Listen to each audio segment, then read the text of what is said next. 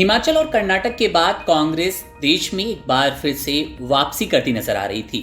लेकिन ऐसे में सत्ताधारी कांग्रेस ने अपने ही सूबे राजस्थान से एक बड़ी हार का सामना किया। उनके आंतरिक सर्वे में सामने आया कि प्रदेश के मुख्यमंत्री अशोक गहलोत उस काबिल नहीं रह गए हैं जैसा कि वो सत्ता में आए थे। इसके बाद से ही गहलोत की नींद उड़ी हुई है। राजस्थान कांग्रेस के आंतरिक सर्वे में लगभग 12 मंत्री और 50 से अधिक विधायकों की स्थिति खराब है। ऐसा माना जा रहा है कि जल्द ही कांग्रेस 70 विधायकों को टिकट काट सकती है, उनका टिकट काट देगी। बता दें कि राजस्थान की सियासत में ये ट्रेंड रहा है कि सत्ताधारी पार्टी के 15 मंत्री चुनाव हारते हैं। राजस्थान में गहलोत समेत कैबिनेट में कुल 21 सदस्य हैं। आंकड़ों की माने तो वसुंधरा सरकार हो या फिर खुद अशोक गहलोत, सत्ताधारी पार्टी के आधे से ज्यादा मंत्री हारते आए हैं। कांग्रेस पार्टी के आंतरिक सर्वे में स्थिति बेहद ही चिंताजनक है। दरअसल पार्टी के भीतर ही चुनौतीपूर्ण माहौल है।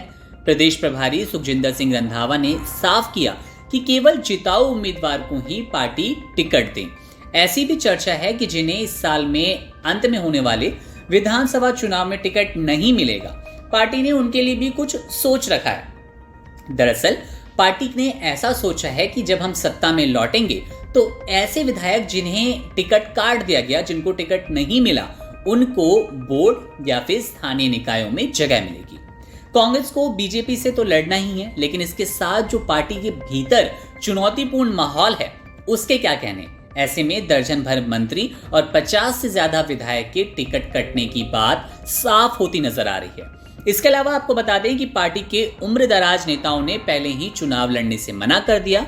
इनमें पूर्व केंद्रीय मंत्री महादेव सिंह खंडेला और दीपेंद्र शेखावत जैसे बड़े नाम शामिल हैं। ये विधायक कांग्रेस से अपने परिजनों के लिए टिकट की मांग कर रहे हैं। वहीं आपको बताएं कि राजस्थान पत्रिका की एक खबर भी सामने आई थी, जिसमें राजस्थान में कांग्रेस की ओर से पिछले महीने अलग अलग स्तर पर कई सर्वे करवाए गए। यहां सर्वे में पता लगा कि अशोक गहलोत सरकार के आधे से ज्यादा मंत्रियों का चुनाव जीतना लगभग नामुमकिन है। इनमें 8 मंत्रियों की स्थिति बेहद चिंताजनक है, जबकि 7 मंत्रियों को विपक्ष कड़ी टक्कर देगा। आपको यहां यह भी बता दें कि 200 सीटों वाली राजस्थान विधानसभा के बीते 4 चुनावों में मंत्रियों की जीत का प्रतिशत महज 33% रहा, जबकि 67% मंत्री चुनाव हारते आए। इस तरह से राजस्थान विधानसभा के पिछले 4 चुनावों में 106 नेताओं ने मंत्री पद पर रहते हुए चुनाव लड़ा था। परिणाम कभी भी इन मंत्रियों के पक्ष में नहीं आते दिखे, माहौल दूसरा था। इन 106 मंत्रियों में से 71 मंत्रियों ने अपना पद खो दिया। अब इन आंकड़ों को और कांग्रेस के ताजा आंतरिक सर्वे को देखते हुए गहलोत सरकार की चिंता है वो बढ़ना स्वाभाविक है। इतिहास पर नजर डालें तो साल 2003 से लेकर 2023 तक राजस्थान में 2 बार कांग्रेस और 2 बार भाजपा ने सत्ता संभाली है, और इस बार कांग्रेस ये प्रथा तोड़ने की कोशिश कर रही है।